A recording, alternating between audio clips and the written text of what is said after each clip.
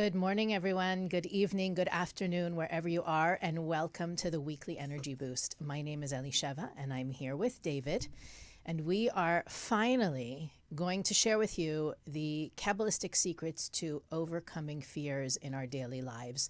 We spent the last few episodes deconstructing and examining both the mundane and the deep-seated and illogical fears.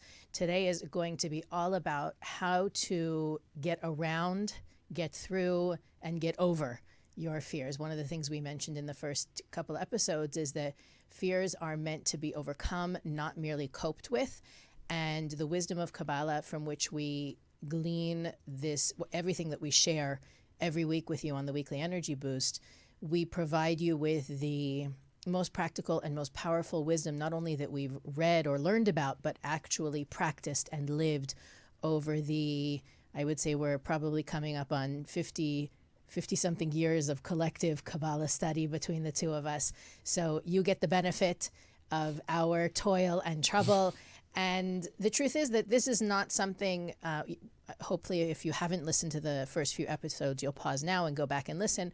But this whole month, regardless of how it looks externally, and that's one of the interesting things for me as I prepare for each episode is, you know, if you look at the state of the world around us, it seems like we have all the good reasons to be afraid, and it's not us, it's them. Meaning the external, the what's going on in the news, what's going on politically, what's going on with the pandemic. We have all the good reasons to live in fear. And yet here comes Kabbalah and says, no, despite what you see, despite what you hear, despite what your past tells you, don't live in fear. I remember, because we're going to share some tools about overcoming fear. Nobody wants to live in fear. And everybody knows, for the most part, at least intellectually, I think we know, that even if you got everything you wanted physically in this world, everything went your way, but you're still a person who lives with fear and anxiety, you're smart enough to know that you wouldn't be able to enjoy any of it. So the game that most people are playing, which is the game of acquisition, the game of how can I acquire comfort, how can I acquire or obtain or achieve certain things in this physical world, this game is actually pretty fruitless, because even if you got everything you wanted, if you didn't know the secrets of how to overcome the internal pain, those internal thoughts, those worries and anxieties, those fears, it would all be for nothing. So this is why it's so important to make it your number one goal every day to overcome fears. And this is what we're going to talk about. We're going to talk about it in probably a way most people haven't even heard before, because I think a lot of people are thinking, oh, I've heard this before. You know, you're going to go tell me to go break my fear. We're not going to just go tell you to break your fear. We want to provide for you some mystical, some practical Kabbalistic tools that have been used for thousands of years of how great sages, great souls have achieved these very high levels of certainty and peace of mind. What's interesting is I know, I mean, for the last few years that we've been doing the show, for sure these three episodes are not the first episodes we've done on fear. Right. And yet it doesn't get old, it doesn't get tired, and you can't hear it enough. Right. And in sitting down and thinking about, you know, what is the best of what I have to share, what's worked with me, the first thing I remember learning this sort of metaphor about fear is that, you know, one of the Greek Kabbalists we often quote, Rav Ashlag, he says that if you can imagine that life is a series of, you know, we call it time, we call it hours, days, weeks, months, but really time is just a series of baskets on a conveyor belt that each person is tasked with filling full of light. Yeah. And what we teach in our classes, we teach many, many different ways to reveal your unique light. But the fact is, you can only reveal light right now. You can't reveal light in the future, and you can't reveal light in the past. You got to wait for that basket to come in front of you, right? So anytime we are angry, resentful, guilty, sad, we are looking at a basket that's not yet in front of us. right? Thinking about what we could have, should have. Anytime the word should appears, you know that you're not focused on the basket in front of you. You're thinking about a basket that's well off into, that's gone on its way, and it is what it is. Anytime that we experience fear, anxiety, worry, dread, we're looking at a basket that's not yet in front of us, right? So I'm thinking, how am I going to be able to fill it? What, who's going to be there with me filling it? What if I can't fill it? Now, not that we shouldn't make goals or plan or be proactive about life, but all the while that I'm focused on a past basket or a future basket, what happens to the basket in front of me? Empty. Because you can't simultaneously fill the past and the present or the future and the present. So anytime you find yourself, and by the way, I remember the teacher who shared this with originally said, well, sending empty baskets off on the assembly line, that's really something to be afraid of. You don't know what's going to happen with that. But the truth is, as long as I'm focused on the basket in front of me, what I'm doing is I'm actually changing how the past impacts me, and I'm ensuring that my future will be even better. So even though sometimes I tell students you have to be like a horse with blinders on, right? Every time you catch yourself rehashing something from the past, overthinking, reanalyzing, reimagining, you're going off into the past, bring it back to the present. Anytime you're concerned, worried, afraid, anxious, what are you doing? You're looking at a basket that you can't fill yet. The best thing you can do if you're worried about those future baskets, that's why I wanted to bring this up. The best thing you can do if you're worried about how you're going to fill a future basket is fill the basket in front of you right now. Beautiful. So many secrets there. On the way over here, we were talking about one of the ways to approach this, and I wanted to share a lesson that I'm plucking it from a Kabbalah 2 class. There are many people who are following us now who are in our global Kabbalah 2, and this is a concept we've learned. And in order to understand fear, you have to understand where it comes from spiritually. So we've learned through the wisdom of Kabbalah that the light of the Creator which represents the joy and the fulfillment that we're looking for in every way, spiritually, physically. The light is what we need, this connection to the light. The light can't manifest by itself. That has to be earned. And the process of us earning it is us having affinity of form with the light of the Creator. So in Kabbalah, we learn about qualities of the Creator that we need to emulate, which is very hard because we're born with the opposite of these qualities. We're born with more selfish, more crude qualities. That's our natural state, or to be upset, to some of us feel angry, some of us feel vindictive, some of us feel sad, some of us feel better than other people, some of us are worse than other people, and the list goes on. And our job is to make this transformation. Now, what happens when we don't transform, when we fail a test, when we get upset with our kids, or we get upset with our friends, or we get upset with the world, we get reactive? So we learned that there's something called a reactive formula. There was the proactive formula, which we learned in Kabbalah 1, but in Kabbalah 2 we learned the reactive formula, which essentially is when I'm upset, or when I do something that is avoiding my fears, so I'm running away, I'm escaping from my responsibility, I'm going towards my comfort zone, I draw light for a moment. That's why it always feels good to be reactive. Addictions actually feel good. Even sadness feels good for the moment that you choose to wallow. All right. So all of these negative things that we do feel good for the moment, and then they feel horrible later on. Well, what's happening is we're drawing the light, we're filling ourselves with energy, which feels good, and then we have the spiritual hangover. That energy leaves us because it hasn't been earned spiritually. And then we feel emptiness and void. And this pattern continues over and over again for most people. I'm giving the short version. So where does the energy go? When the energy comes and the energy leaves, so imagine you had a great night, Halloween night, and I don't know, let's say you got too drunk, you did something stupid, and it was fun, right? But the next day you regretted it, and you made some mistakes, and you physically felt horrible, and maybe you said things or did things that you regret. This is a good example of drawing the light for a moment, for a couple hours, and then losing that light and having a lot of chaos afterwards. So where did that light go? When you felt great at that party, where did the light go? The light goes to the negative side. And the negative side is a lot of classes about the negative side, but there's a concept called shells, klipot. And what this means is that the negative side has these negative forces that actually take your light, hold it hostage, protect it until you're ready to earn it again. So it's almost like a banana peel is a shell for the actual banana that protects the banana until you're ready to eat the banana. I have never heard that explanation in that way, but I know you works. teach this course, and now you can works. use the example. So the negative side is also kind of positive, because all it does is it holds your assets, your spiritual assets, your light. So imagine somebody made a mistake and it caused them to delay meeting the love of their life, for 2 years. Let's say you did something that happened. Okay, I'm being extreme here. So the light called your soulmate is not with you. This light, this spark of light that you made a mistake is gone now, is now in the hands of the negative side, and it's in a shell, and it's being protected until you're ready to overcome, break that shell, and re-reveal that miracle. So how do I know when I can break the shell? Every time you feel a fear, that's a past shell coming to you saying, you can break me now, and you can reclaim that spark of light.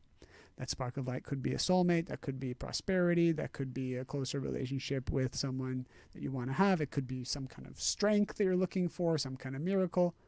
But the way to get that spark that is simply being held by the negative side is you have to, whenever you feel the fear, it's indicative that a shell is knocking on your door saying, you can reveal the spark. You can break me now and reveal it. And that's what it means to break a fear. You're essentially breaking a shell. What David is talking about is so important, because dealing with fears, I think, really requires two strategies. One is the preemptive strategy, which is what David is talking about, studying, learning, understanding, and we'll take it a step deeper in a moment, learning about where those fears come from. What is the anatomy of a fear? Mm-hmm. Is part of, right, if you don't feel the benefit of breaking your fears, why should you do it? Here's David telling us now, and in the name of sages from the last few thousand years, it will be painful, but the result is much greater. The benefit is much greater than the pain. So that's, I think, one of the first things you have to remember when deciding I'm going to overcome a fear is, even though I know it may be painful, the benefit hugely outweighs the cost. And there are other, other Kabbalists that talk about the different, the different meditations you can do, different things but I think that the first step is understanding where, not only generally, where does fear come from? What is, David just described it in a very general way. One of the things that our teacher, Rav Berg, used to say is, if you want to tackle something, the first thing you have to ask is, why is it there? Why do I have it? Not, I have it because I have a fear of success because my mother told me I would never amount to anything. Right. But why do I have a fear of succeeding? How is it serving me? How is it hurting me? And therefore, then I can understand in the construct of who I am in the universe, not who I am as a little person sitting in my apartment trying to figure out what's my next career move and how scared I am to step into it, but rather, why was this gift given to me? I mean, I remember being on the show a number of years ago with Karen Berg, and she actually said, instead of thinking, why is this happening to me? It's happening for me. What is this situation? Why this fear is giving me something? What is it? It could be my soulmate. It could be abundance. It could be a breakthrough in my health, in my mindset, in my consciousness. But it's there for a reason. And by asking that question, we start to build that strategy to overcoming it. We all want to receive more in life, but what we don't realize is this more that we're looking for is in the hands of these negative forces that we've fed for lifetimes. And to obtain more, there isn't just more floating around, you just grab more. More is revealed through breaking through layers that are challenging and difficult. And here's what's also very interesting about the concept of fears. Every single person, what their fear is relative to them is as hard as what your fear is to you. So some people, you might look at me, for example, and say, well, you have a fear, David, but that fear means nothing. What's the big deal? Just break it. But to me, because I'm dealing with active fire. It's a live ammunition. For me, I'm going through it, and it's my past life. And you're sweating, and your heart is racing, and you're having flashbacks of previous times where it didn't work out. 100%. There's so many energetic things you don't even see that's happening, that makes it on par for me as the most difficult thing I'm going through. But for you, it's not in your movie. This is why you have to realize that everyone on their level has something that they feel is insurmountable. Nonetheless, when it feels insurmountable, that's how you know it's the shell of the day. That's how you know it's the special. Not the soup of the day. It's the shell of it's on the menu as the special. The special means this is what the Creator wants you to look at. Creator wants you to break, and you don't even need to know how to break it. Because I think that's one of the big things. People say, well, how do I break this fear? It just seems so impossible. We're going to give some steps. But first, to know that as soon as you're feeling it, it's the only thing that's the special on the menu. This is the greatest light that you can reveal. Now, you may say, well, I'm not going to deal with that. I'm going to go deal with 100 other things on my to-do list.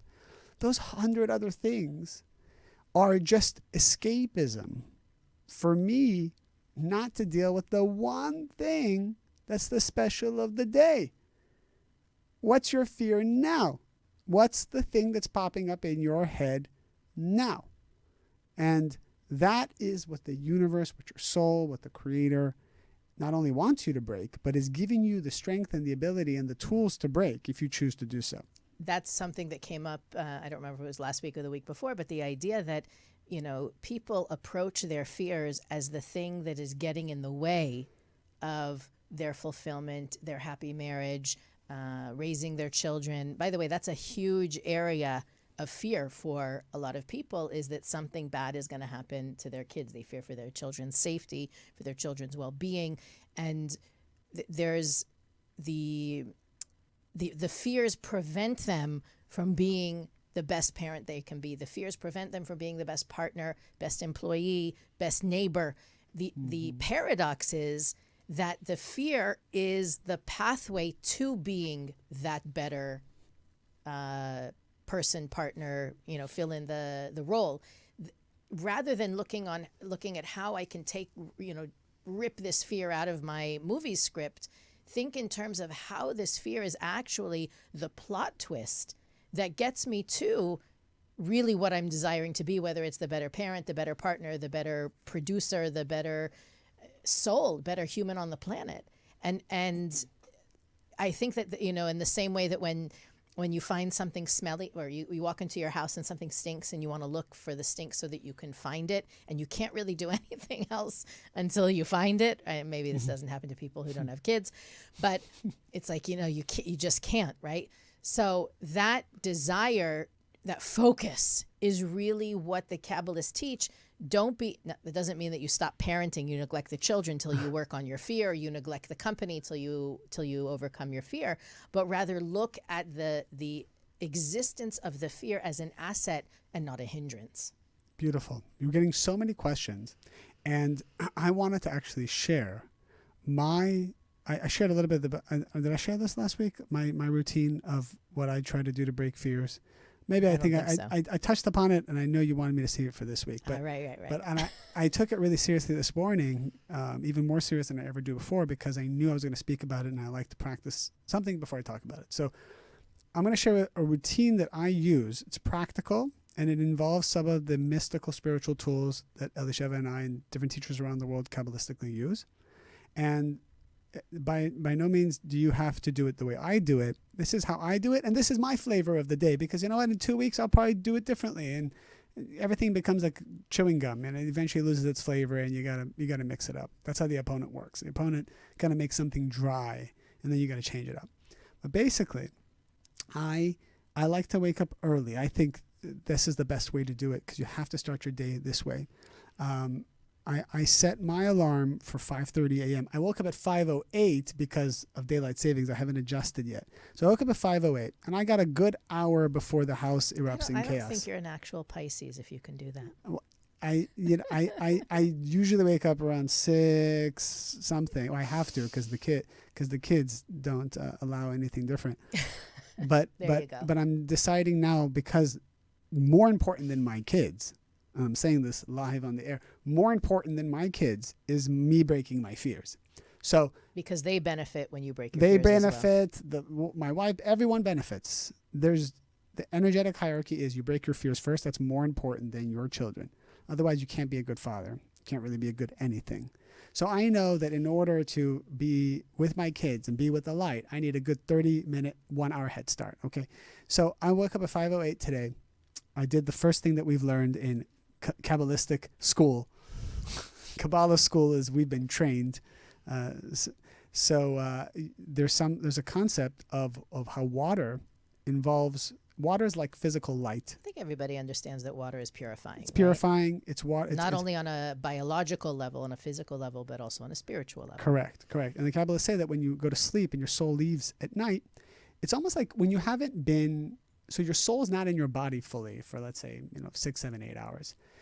You know how when you leave something unattended for a while, let's say you go on vacation, you come back home, you leave the kitchen unattended. What? The bananas are covered in flies. Exactly. There's some kind of the negativity takes over. Vulnerability. Yeah, there's a vulnerability. When you're not around energetically, the negative forces come to consume that thing. So the Kabbalists say that when we go to sleep. This is actually the show on overcoming fear, not instilling fear. Well, you got to be afraid of fear. So when the soul leaves at night, the negative forces actually occupy the body a little bit because the soul, the pure part of you, is gone. It's a logical concept. So what happens when the soul comes back? There's a little remote negativity, residue of negativity that's on the body, and especially on the hands, which we won't get into why, but it's on the hands as well. Now, the Kabbalists say, what is this negativity? It's like a negative force. It's like a negative angel. And the bottom line is when that force is around a person, it's the cause of, minute anxiety. And, sometimes you have fears and anxiety. You don't even know why. You're just kind of worried all of a sudden. You wake up in the morning and you're dreading the day. Yeah, most of the negative thoughts usually come in the morning. And that's of this negative angel. We don't say her name. But essentially, it says that she's occupying the hands because the hands are our connection to the physical world. So the Kabbalists gave a remedy for this, a spiritual remedy, where basically you fill any cup or vessel with water, which is the purifying agent, and you pour it on each hand 3 times.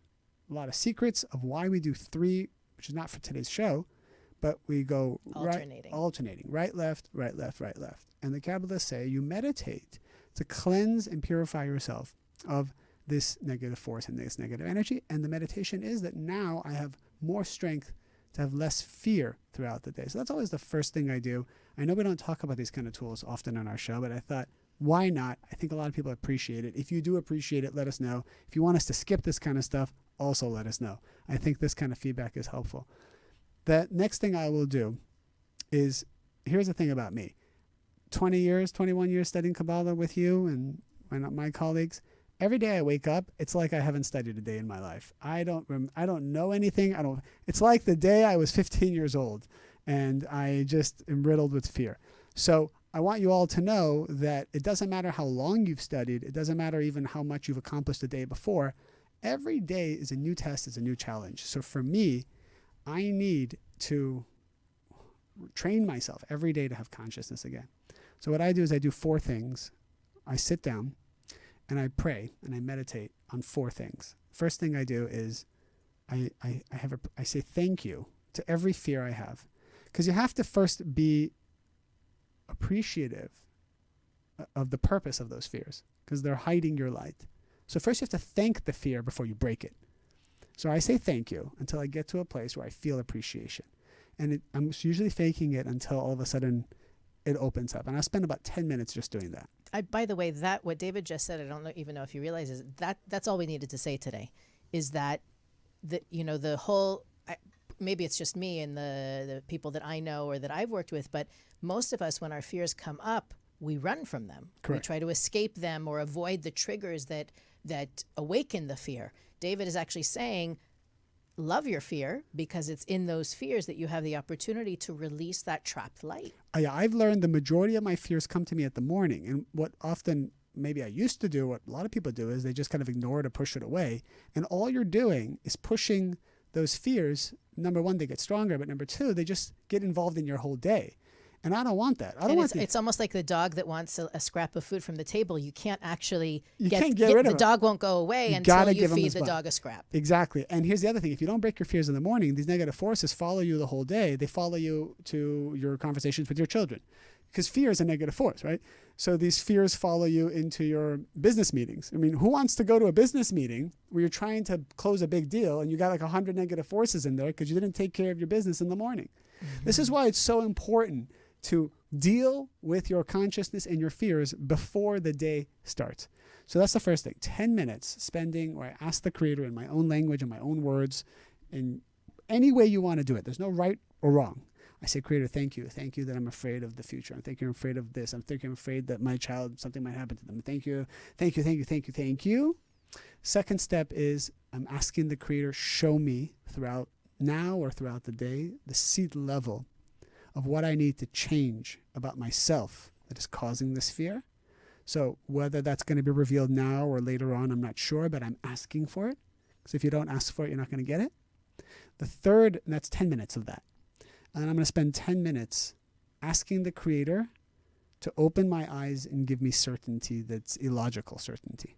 So I don't know how it's going to come, but all I know is that if I ask the Creator for certainty over and over again, all of a sudden this calm overcomes me, almost like you took a drug. Some people take drugs and all of a sudden they have certainty.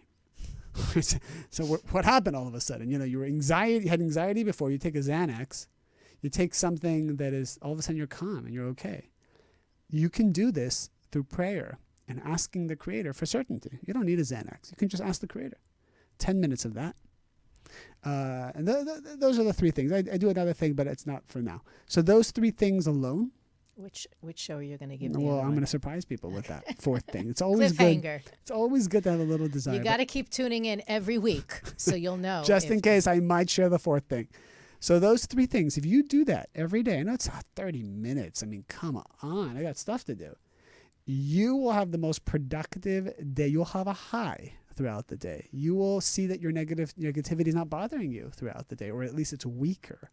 So that's what I do, because I don't know another solution of having certainty, or how do you break a fear? All I know is beg the Creator, the universe, my soul, give me the strength, because I don't have it. And then all of a sudden, if you ask enough, you have it. And that's it. And that's all it is. And it's that simple that people think it's much more complicated than that. I also want to share, in my years of dealing with different fears, I was able to, it's funny because I think that, I don't know what people think we do when we're not behind the microphone, but not only are we working with... Read Zohar and sing Kumbaya. No. Well, once in a while, we get the opportunity to sit down with other teachers, with our mentors, with one another, and collaborate and brainstorm and just get more insight and inspiration. Actually, that's one of the reasons I love coming here every Monday morning is I never know what David's going to say, and I always get my own little inspiration as well. But we had the opportunity once to sit with Karen Berg and ask, one of the teachers was asking if Karen can give us any insight into dealing with big fears, right? And we had last week's episode, we talked a little bit more about anxiety and the more deeper seated fears. And to that point, I want to say that Kabbalah absolutely 100% wholeheartedly, even though Kabbalah is not a person, Kabbalah, the wisdom of Kabbalah supports working with professionals, mental health professionals, because not everything is meant to be tackled alone. And not everything can be tackled alone, right? That the amazing thing about professionals is that they not only have their experience, they have the scientific, the sometimes medical, but the clinical background to be able to support us through our challenges. And sometimes we need that support temporarily. Sometimes we need it in the long run. I am a big supporter of therapy of whatever kind is necessary. I've seen positive results in many people's lives of it, and I want to make sure that it's clear. We're not suggesting only meditation and only study. There are many different ways to dismantle a fear, and sometimes therapy is part of that. when we were able to sit with Karen and we asked Karen gave us I'm going to be David now. I have a list of a 6-point approach to tackling the big fears. So what Karen suggested, and I love how she said it, she said, write down what you think you're afraid of. So step 1 is to write it down. Okay. And I think what's powerful about that in general, writing things down for ourselves is like a way for us to both simultaneously speak and listen, right? Because you're able to see what's coming out rather than just receiving it. So Karen said to write down what you think you're afraid of. And the second thing is to assign that fear a color. So obviously for many people it will be black, it might even be red, but to assign your fear a color. The third thing is to then ask your higher self, what color would heal that fear? Okay, so you now have 2 colors, the color of the fear and the color of the healing of that fear. And Karen said then to sit comfortably and at least for 12 repetitions, breathe in the healing color and breathe out the fear color. Inhale healing, exhale fear, at least 12 times. And I would even recommend to do it as long as you can without getting lightheaded or antsy or frustrated. And then ask the healing color to show you, and this goes back to what David was saying, to show you the seed of the fear. Because again, you may think you know what the fear is, but quite often the fear is so deep-seated that we're not even aware of where it is, and it may even be residing in a part of the body, right? I think that a lot of, for example, we have fears, and when you break it down, it's really a fear of losing control or a fear of not being loved. So you want to get deep. Now that you're in that, the breath work also helps you get to a more deeper conscious state.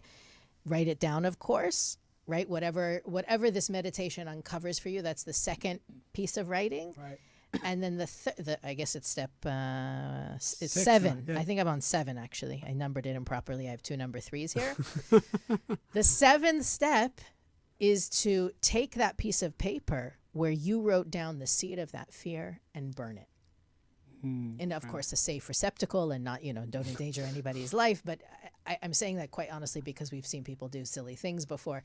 But the idea of disempowering, right? That's really what I see is that whole procedure is it's releasing and disempowering, not what I think the fear is, but the origin of the fear, which is going to make the day-to-day, right? We talked about preemptive, and then we need to talk about in the moment, but to diminish the hunger, to diminish the force that fear has in me, over me, in my daily life. Beautiful. I love that.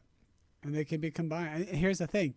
I'm gonna take that and I'm gonna fine tune a little bit of what I do. And what I do, I'll do probably for 2-3 weeks, and then I'll change it up again. So, and it's important because you're changing, everything is changing. And as you hear more lessons that we teach, or even that you glean from other wisdoms, you have to find your formula to neutralize your negativity, your thoughts, those fears on a daily basis, and to do it consistently. That's really the spiritual work is consistency. There's no right or wrong way to do it. It's just wrong if you don't do it consistently. That is what neutralizes all the negativity in this world. The person who is consistent.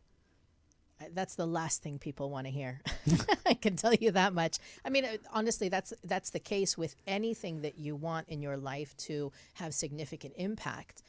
And it's so funny because I was just thinking about a conversation I had with someone last week, someone that I've been working with for many years, but I don't hear from very often. But I do, obviously, when things are more challenging than smooth as they would like it. And I think that the fear, I didn't even mean to say it, the fear around the consistency is that you won't have time for anything else. Right. David's point is, if you do this consistently, you will have much more time for everything else because you will have freed up so much of the energy and anxiety and brain space that those fears occupy in you. And like you said, you go to a business work meeting, and instead of actually listening to the person who's talking, you're preoccupied with, what do they think of me? How do they feel about me? What if I'm going to lose my job? How much value are you providing when the black hole is just consuming all of your brain waves and even energy, right? You're not present, but you've heard people say to you, where are you? You're not with me right now. Yeah, I'm busy being sucked into the black hole of my fears. When you were talking before, the other thing that you made me think of is, by the way, if you don't know what I'm talking about, Google it, or on YouTube, you could search it. Bob Newhart saying "Stop it." Oh yeah. Do you remember that? Yeah, There's famous a clip. video. Showed it many times. Yeah. Very funny clip. A woman comes to him for therapy. This is on Saturday the Night Live. Bob Newhart show. No, it's Saturday Night Live. It was Saturday Night Live? I think so. So he just basically, he says, I have 2 words that are going to take away every fear. She's claustrophobic. She has all these different issues. He says to her, stop it. And the funny thing is that there are certain fears that actually works with. Yeah. That just being the drill sergeant with yourself actually helps you to overcome it. And many times it's a physical thing. I'm trying to think of a good example. Let's say speaking up in class. That's the thing that came to me. Sometimes you're intimidated by a group of people, and the intimidation bombards you. And if you just have a friend behind you that elbows you in the side, I have a friend who does that to me, elbows you and says, just say it. You can do it. There's a certain point, maybe as you're close to breaking it, that it's enough to just crack the whip or blow the whistle on your opponent, and you actually get to overcome it. So first of all, see the video. It's really funny, and it totally gets you to realize how sometimes the things that we're afraid of are really, there is a category of ridiculous fears. Right. And for those of you that have those ridiculous fears, Bob Newhart is the therapist you should seek. And whenever those thoughts of, what's the point? I can't do it. People think that they're going to be inspired to overcome their fear. One of the tools that the opponent uses on us is apathy, is to make us feel like, what's the point? Or too tired, or I don't have the energy to do it, or whatever. So those are actually the times where you should strengthen yourself and say, this is exactly when and how I should do it. And I personally have heard this lesson thousands of times, and I heard it intellectually, and I said, well, it's inspiring, but you don't really get around to it. And I know that I'm sharing it now, and maybe this is the 500th time a person's heard it, and they need to hear it 505 times or 600 times. But just know the day you start making the overcoming of your fears, and you use the tools that we've talked about, especially the tool of prayer, throughout the day, if fear pops up, you just pause and you ask the Creator, give me certainty. Show me how to have certainty. I don't know how to have certainty. I feel these illogical fears. If you ask for it, you get it. And that's all you got to do. Every time it pops up, you just start talking to a higher power. And that's all you need to do. It's really that simple. Any final words, Elisheva? We're not ready for final words. I'm sorry. We have a lot to talk about. Actually, the thing that I wanted to bring up is quite we often... don't end at 11:40? No, 11:50. Oh, nice. And it's actually 10. It's actually 10. Whatever. We're all living in the past here. Or in the future, for that matter.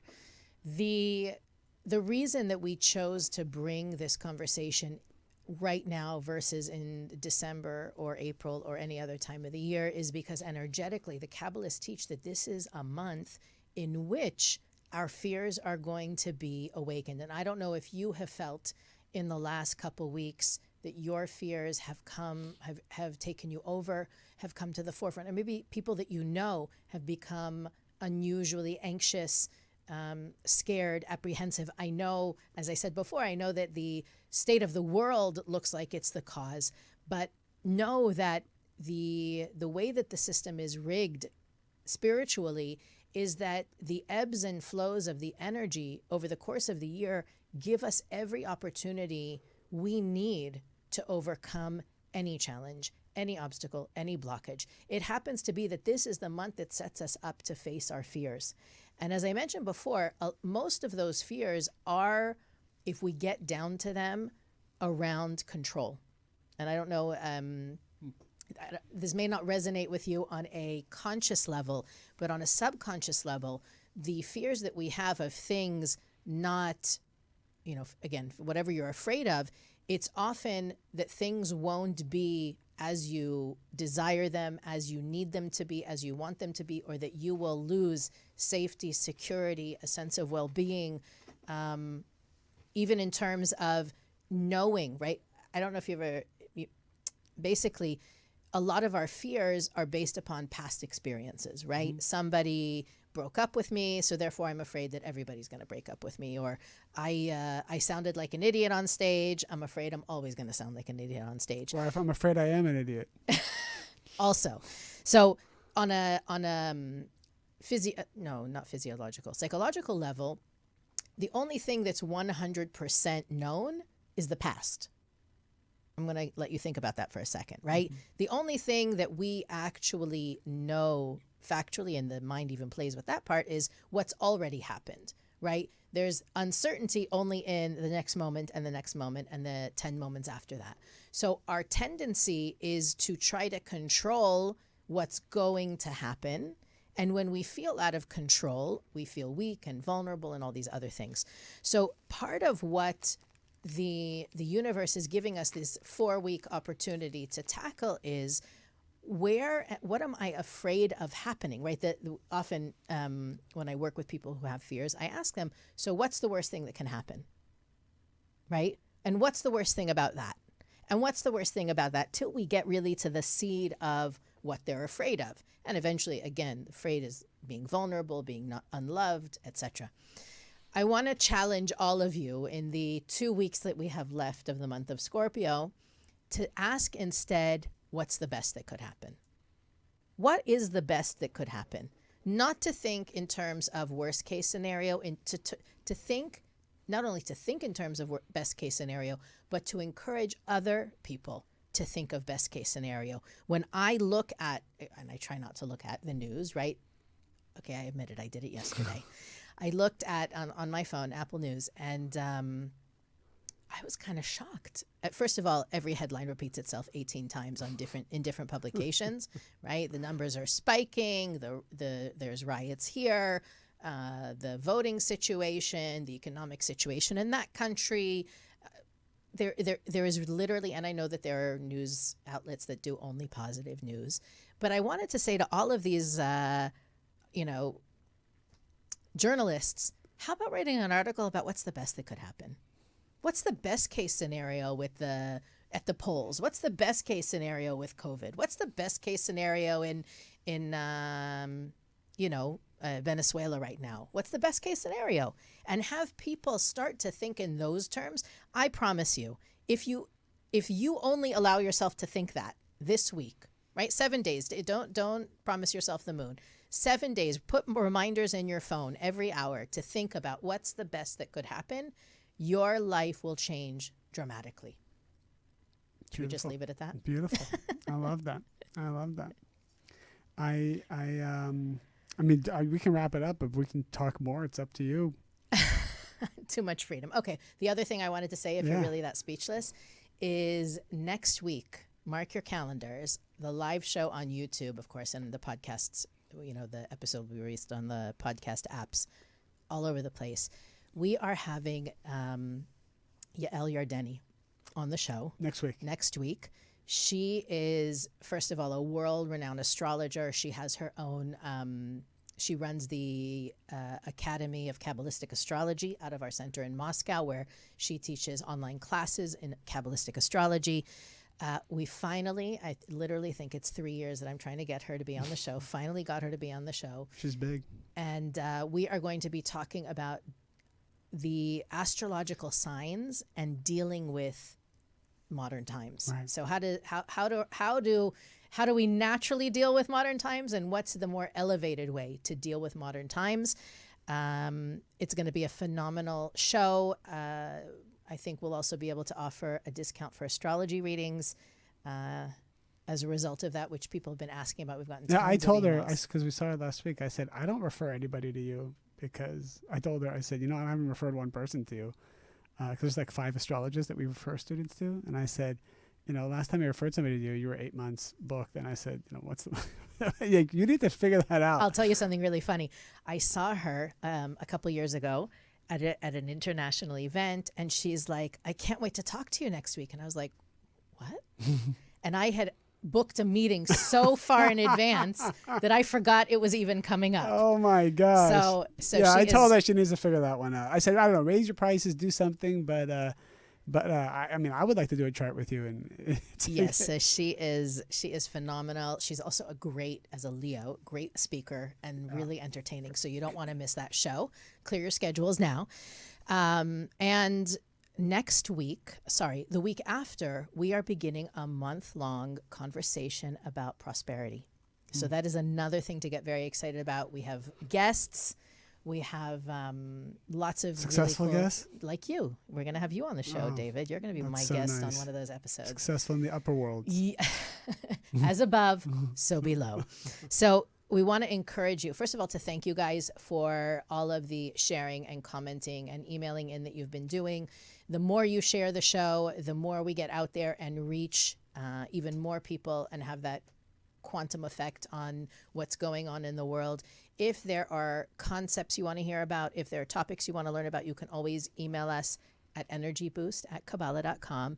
And last but not least, if you are listening on the podcast, make sure to rate and review us so that we can, that's the way the algorithm works. The more people that are talking about us, the more people we can reach. So yeah, what numbers are, our numbers are climbing, and our ranking, which is great. I mean, audience, really appreciative to the audience.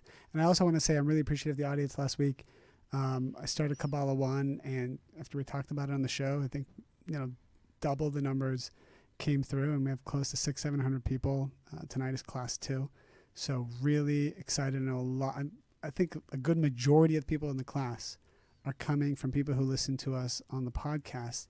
So, by the way, you can still join David's class, which is tonight. It's in a few hours, but you can still join it. And if you are not, and even if you don't come live, you can get the recording. So it's pay what you can. So you can't afford it, it's okay. Just come be part of it. And I know you can hear me twice in one day.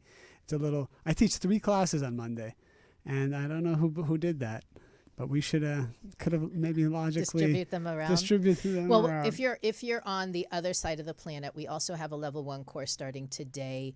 It actually probably starts in about 10 minutes, according to my calculations. It's out of the London Center. So if you're in Europe or Africa, that may work better for your time zone. So if you don't have that information, you can always email us and we'll send you the link to register. Because these courses are 10 weeks. If you miss the first class, it's not the end of the world. You always get the recordings and the downloads.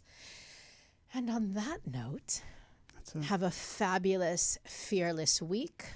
And we'll see you next time on the Weekly Energy Boost.